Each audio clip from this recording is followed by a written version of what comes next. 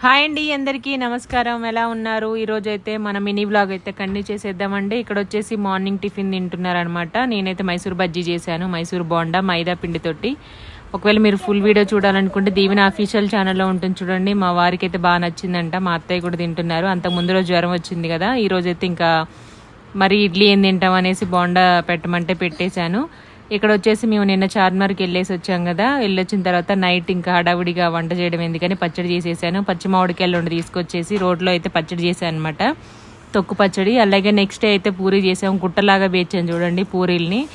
మనకు 7-8 మెంబర్స్ కావాలంటే కనీసం ఈ మాత్రం ఉండాలి కదా. పూరీలు తెల్లగా ఎందుకు ఉన్నాయంటే నేను ఆటాతో చేశాను, వైట్గా ఉంటుంది కదా పూరి పిండి, దాంతో చేశాను అనమాట. మీకు ఎవరికైనా తెలిస్తే తప్పకుండా కామెంట్ చేయండి, మీ ఫేవరెట్ టిఫిన్ ఏంటో కామెంట్ చేయండి.